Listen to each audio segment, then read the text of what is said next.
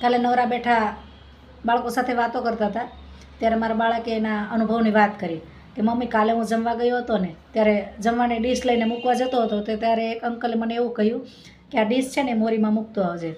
હવે મોરી એટલે શું એ મને ખબર નહોતી, એટલે મેં આમ તેમ ફાફા માર્યા અને એક કોથળી જોઈ તો કોથળીમાં મૂકવા જતો હતો ત્યારે અંકલે ના પાડી અને મને મોરી કોને કહેવાય એ કહ્યું. તો મમ્મી તને મોરી એટલે શું એ ખબર છે? ત્યારે મને મારા બાળપણને એવી વાત યાદ આવી કે હું 6ઠું 7મું ભણતી હતી અને રવિવારે છે ને વાડીએ જતા. બાપુજી છે એ વાડ વાવતા એટલે પાણી વાળતા હતા. પાવડો જડ્યો નહીં એટલે એણે મને કામ ચીંધ્યું કે જા પછાટેથી પાવડો લેતી આવ.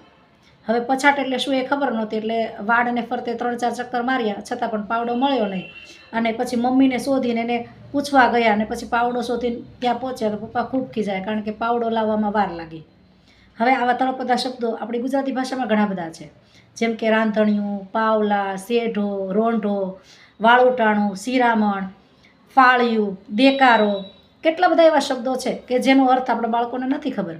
તો મિત્રો, ક્યારેક આપણે ફોન વગર બેઠા હોય ને નવરા ત્યારે આપણા બાળકોને આવા શબ્દોનો અર્થ જણાવવો જોઈએ.